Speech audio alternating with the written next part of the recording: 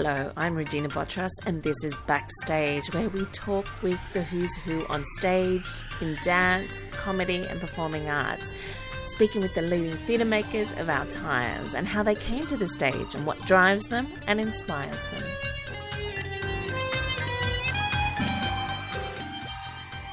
In commemoration of 80 years since the atomic bomb, the face of Jizo is on, and it's back after twice extended sold-out seasons at the Old Fitz Theatre in 2023. It's on at the Seymour Centre at the moment, and I'm joined by Mayu Iwasaki, who is not only acting in it, but is the producer of this production. Welcome to Stages, Mayu. Hi, thank you so much for having me. Oh my goodness, thank you so much. Look, why don't we start? You mentioned just before we started that this is the reason you became a producer in the first place. Yes, that is correct. I've been living in Australia and calling Sydney for home for the past 10 years, and I live in outside of Japan for half of my life. Then I tried to fit it in a Western country for a long time and try to be cast as the Japanese woman and then try to straighten my hair and all that. But there was something missing, and I wanted to connect with my roots, that I tried to tell something authentic Japanese story in Australia. And I've been waiting for that for a long time, and I realized, I think I just need to produce it. And I had a play in my mind, and I had incredible actors around me and then creative around me. And the only way to bring show like this was to be a producer. So that's how we started. And that was in 2023. And it's had such glowing reviews since then. And as I said, like return season, sold out. What was it about this play that spoke to you? Well, it have to go back to my childhood. And I grew up in a household. My mother is puppeteer. My father is an architect and who built theaters and film theaters. And so I guess I'm in the middle. Father loves to create a space for a lot of people to gather.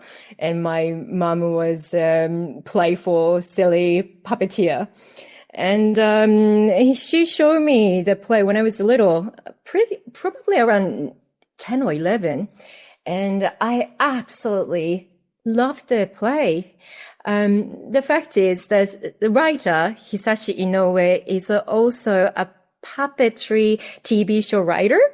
So I grew up watching his work, and his work is very funny. And in Japanese, a lot of word and plays, but then when you're little, you don't notice, but it's a lot of layers and political messages, but he never make a difficult topic silly or accessible. So that's why I think even I was really young, I felt connected to the play. And it was a very, very memorable play. And someday I want to do a play like that, or I want to be an actor like the person who playing the character that I'm portraying right now. But she is incredible actress, and my mother is like, don't be silly, don't say things like that, the Japanese mom, like someday. And someday was here in Australia in 2023, over 20 years later. Oh my goodness! Wow. Does it? Oh gosh, I've got so many questions. Does he being a puppeteer influence the writing? I mean, I'm assuming you don't have puppetry in it, but... No, but this production, yes, because I am a puppeteer and I'm a daughter of a puppeteer. And whenever I produce a show through my Omusubi Productions, I think that will be a motif for the future as well. I can't stop myself. I just like the power of the puppetry. But sorry, I need to clarify. Hisashi Inoue write for puppetry TV show. So he's not specifically puppeteer, but I think he understands the rhythm or need to be a qualifier. A lot of things to do puppetry, isn't it? So I guess it's just one of the many of his writings. But the one I loved since I was young was Hisashi Noe's work. So it's been described as the greatest play of Japan's post-war era. It's a father and daughter. You're playing the daughter, and it's 3 years after the dropping of the bombs.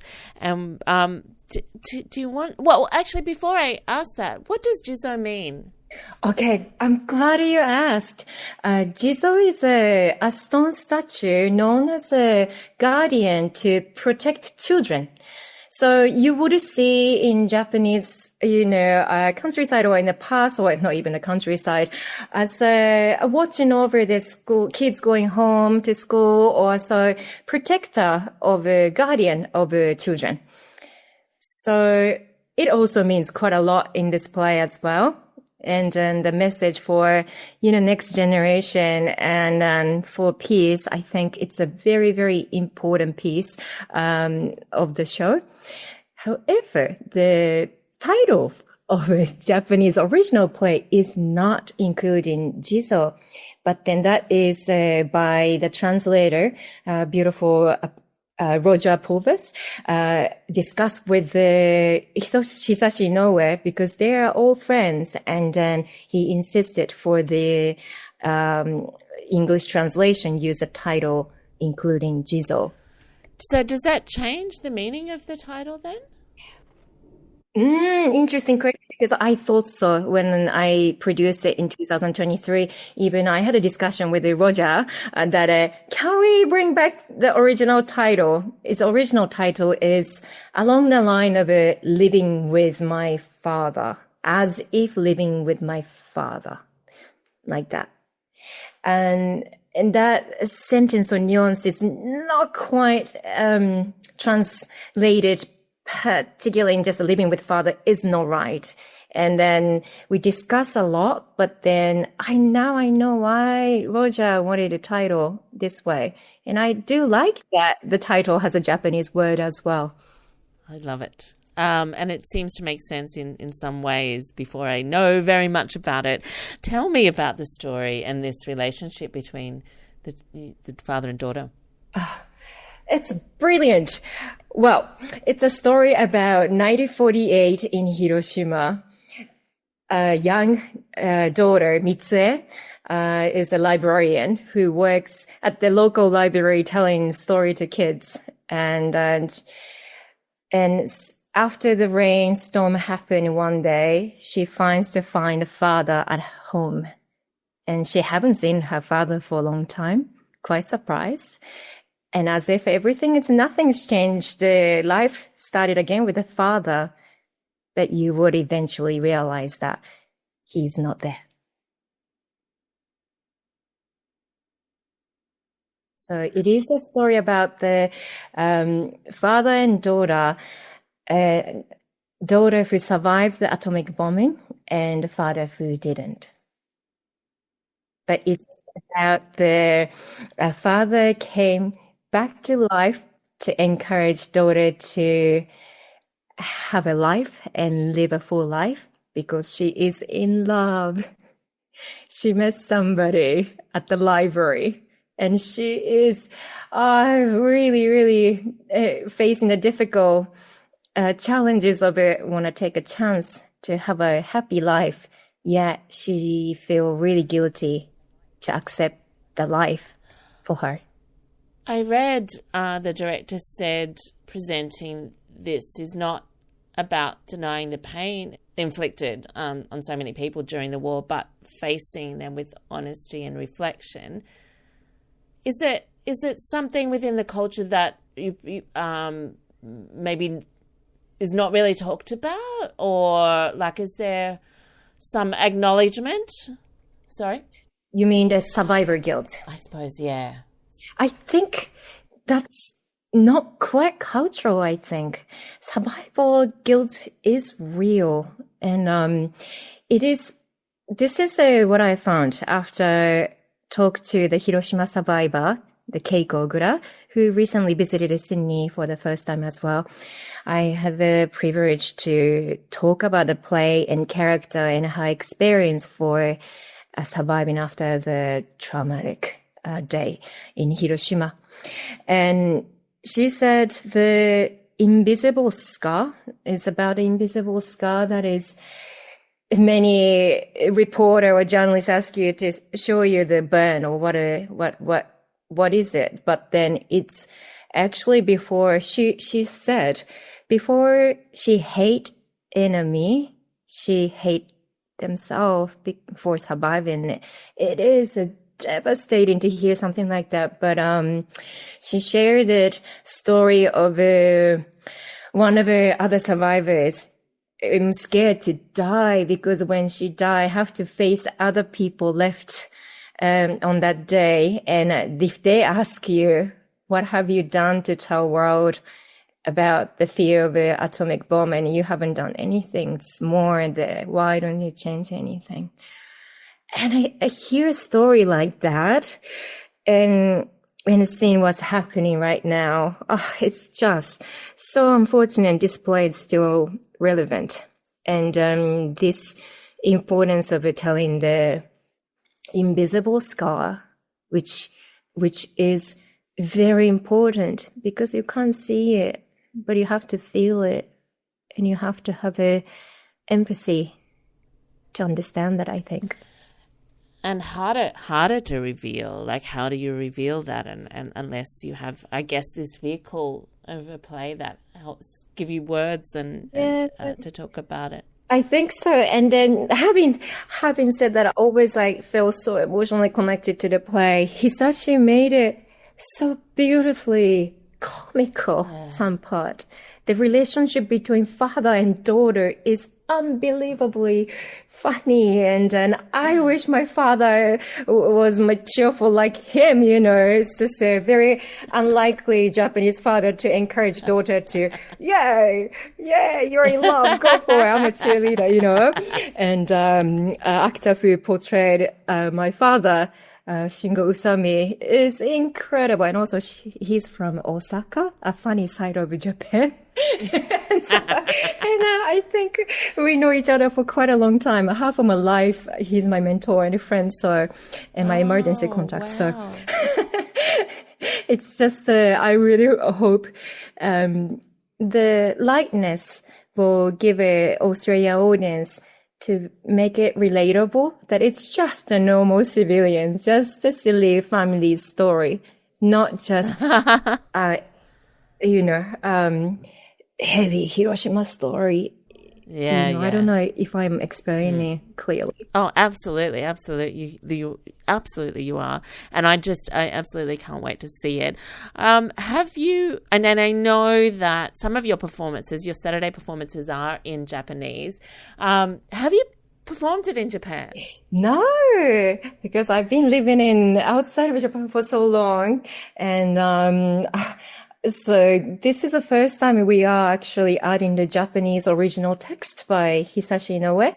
And we wanted to do that in all fits, but of tackling two languages, even though that's our mother tongue, it's challenging because it's written in Hiroshima dialect in 1948. And Hisashi insisted to be authentic and very true to the language of that era and the people there. So actually we had a chance to get one-on-one a private lesson with the Keiko Ogura, the Hiroshima survivor, to learn the dialect. And I will never ever forget this experience. But she told me that now that I'm listening to the story with that accent, I can see myself in the story. It's a true story. It's a Hiroshima story. And it's important. And she watched the rehearsal in English as well. And she said, watching it in Japanese feels like it's my story. Watching it in English feel like I feel your will to share the story to the world. So, I don't know why we decided to do two. It's a humongous thing, but I'm so glad actually. We just finished the first Japanese version of the show last Saturday, and we almost sold out, and 80% of the audience was non-Japanese speaker, and I'm honestly surprised. But it seems like Australian audience are ready to watch the show in a native language, and it was a very special day for me. I think it would be so impactful and transportative. Having the language create space, the place so much. And I have to ask him one last question about the puppets in the play. I mean, are we... Oh, is that a secret giving away? No, not a secret at all. Please ask me about puppets. So it is this structure of the play is about Mitsue, the daughter, telling the story to the kids at the library. And it is, now that I'm doing this show again, 2025, I start realizing my character is truly a storyteller who finds the pleasure and happiness while she's telling the story. Just she wasn't be able to tell her story. She just focused on the folk tale or somebody else's story.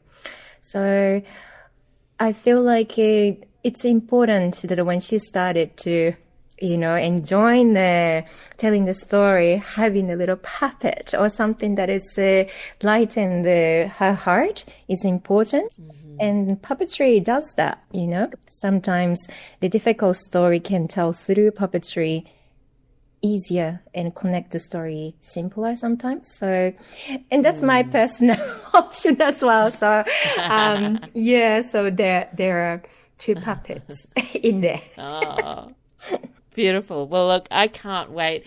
Mayu Iwasaki, it just sounds beautiful. Thank you so much for joining me. Oh, thank you so much for having me. Oh my gosh, she is just so lovely. That's The Face of Jizo is on. It's got an extended date till the 7th of September as it's selling fast.